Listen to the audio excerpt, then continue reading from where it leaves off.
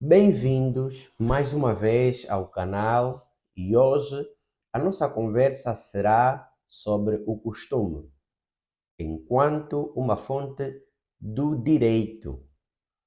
No vídeo passado, fizemos uma introdução às fontes do direito e prometemos trazer vídeos específicos sobre cada fonte do direito. E hoje é o dia do costume. Antes de avançarmos, vou convidar-vos a subscrever o canal para não perder nenhum vídeo, deixar gosto e partilhar para mais pessoas que desejam ouvir o que temos a dizer sobre a matéria. O nosso vídeo vai ser um vídeo de partilha sobre o costume nos seus aspectos gerais, descomplicado e de forma muito lacônica. Primeiro, vamos começar por entender o que é um costume. A noção de costume não é uma noção propriamente jurídica. Existem outras áreas do saber para definir costume ou apresentar o que se entende, o que se entendeu e o que se entenderá sobre o costume. Porém, aquilo que a doutrina tem ensinado do ponto de vista jurídico é que costume são práticas que se repetem no tempo e que o povo que repete essa mesma prática tem a ideia convincente de que a prática destes atos é de tal modo obrigatória. Me explico. Tem de existir a prática de atos e esta prática tem de trazer consigo o sentimento no íntimo de quem pratica de obrigatoriedade. E disto vai surgir os dois elementos que classicamente apresentam-se como elementos que compõem o conceito de costume. Primeiro, a prática reiterada. O que é prática? O que é reiterada? É bom entendermos em termos simples para depois entendermos em termos mais complexos.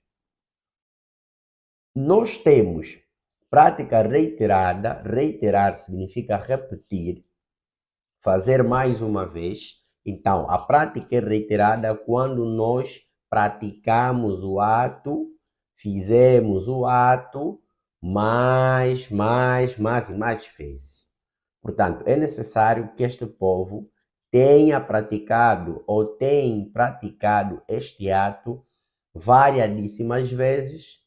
E o segundo elemento, que é a convicção de obrigatoriedade, é que no seio desta comunidade, no seio deste povo, seja de entendimento geral que tal prática é obrigatória, sob pena de qualquer uma sanção ou mesmo apenas pela existência de uma obrigatoriedade moral, que cada um tem e entende dentro de si por pertencer a este povo ou a esta comunidade.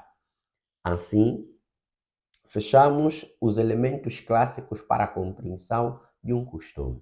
Portanto, quando verificamos que um certo povo, uma certa comunidade, observa a prática de determinados atos, a prática de determinados ritos, e que a observação desta prática ela é reiterada com a ideia de que tem de ser assim, é obrigatória, é imperativa, aí nós temos costume. Há autores como Oliveira e Ascensão que já partindo desses pressupostos afirmaram ou apresentaram a ideia de que o costume é a fonte privilegiada do direito, por apresentar aquilo que é a dinâmica, aquilo que é a expressão íntima do povo ou comunidade ou ainda, se entendermos, sociedade. Por quê? Porque o costume aparece de modo tão somente natural ou de modo não por vontade do homem, mas por si aparece pela prática. Portanto, quando olhamos para o nosso ordenamento jurídico em si, e quando falo nosso ordenamento jurídico, falo do ordenamento jurídico angolano, nós passamos a analisar o entendimento do costume enquanto fonte do direito antes e pós Constituição de 2010. Anterior a isto, nós tínhamos um costume não constitucionalizado. Portanto, nós tínhamos um costume que, até certo ponto, a sua validade era analisado tendo como referência a lei. Daí, nascendo assim, três vertentes de costumes, ou de atos enquadrados naquilo que entendemos como costumes. Tínhamos o costume contra legem, que é o costume contra a lei, entendia-se assim as práticas dos povos que contrariavam os preceitos legais, entendidos como costume contra legem. O costume secundum lege, que é aquele costume que está segundo a lei, haverá situações em que as práticas costumeiras coadunam exatamente com os preceitos legais e teremos uma terceira via que é o costume praeter legem, que ocorre naqueles casos em que o costume está para além da lei. O costume diz alguma coisa que não é segundo nem contrário à lei, mas regula uma coisa que está paralela aos preceitos legais. Este era um entendimento da divisão em si do costume face à referência utilizada à lei. E teóricos como o professor Carlos Buriti da Silva, o professor Menezes Leitão, entendiam exatamente que o costume contra a lei não poderia ser considerado como fonte do direito. Ora bem, verificado a aprovação do artigo 7º da Constituição da República de Angola, esse artigo submete a validade do costume, não tendo como referência a lei, mas apenas a Constituição e a dignidade da pessoa humana. Assim, o artigo 7º diz que é reconhecida a validade do costume desde que não vá contra a dignidade da pessoa humana e a Constituição.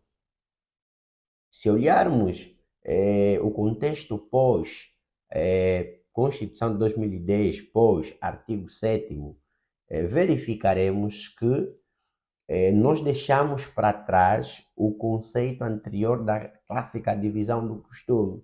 Nós agora metemos a lei e o costume de forma paralela, sem uma fonte depender da outra. Nós temos apenas tanto a lei quanto o costume a concorrerem para a dignidade da pessoa humana e a não contrariedade aos preceitos da própria Constituição da República de Angola. Neste caso, ainda que o costume contrarie a lei, deverá sim ser observado como fonte do direito, pois a lei nem sempre satisfará a justiça, a lei nem sempre terá preceitos que dignifiquem melhor a pessoa humana e a lei nem sempre estará em conformidade com a Constituição. E haverá situações em que o costume satisfará melhor a dignidade da pessoa humana e satisfará melhor os preceitos constitucionais. Cabe ao aplicador do direito, porque direito não é lei, direito não é apenas lei, direito é tudo isto, e no vídeo passado falamos sobre a visão geral das fontes do direito. Direito é tudo aquilo que brota dessas fontes e que vem para ter como fim a justiça e os demais fins do direito. Neste caso, o costume é sim uma fonte do direito e uma fonte imediata. Uma fonte imediata do direito sem desprimor dos autores que possam defender o contrário, e lembrando que, do ponto de vista histórico, nós temos o nosso direito fruto do direito português que eh, tem uma realidade diversa do costume daquela que temos cá em Angola em função das diferenças culturais e não só. Portanto, ficamos em linhas gerais com estas orientações referentes ao costume, mas antes de terminar, eu gostaria de fazer a leitura de um artigo que é muito importante e que se encontra no Código Civil angolano. Falamos sobre o artigo 347. Diz que, eh, não, 348, diz que aquele que invocar o direito consuetudinário, local ou estrangeiro, compete fazer prova da sua existência e conteúdo, mas o tribunal deve procurar oficiosamente obter o respectivo conhecimento. O nosso Código Civil, e está assim também no Código Civil português, já reconhecem a possibilidade de as partes levarem até ao tribunal um fundamento no direito costumeiro, no direito consuetudinário, e ainda atribui uma responsabilidade aos tribunais de irem atrás do conhecimento destas normas consuetudinárias a que uma das partes faz sustento daquilo que são os seus argumentos e as suas posições dentro da própria ação no tribunal. Portanto, muito obrigado por chegar até o fim do vídeo. Ajude-nos a crescer, deixe um gosto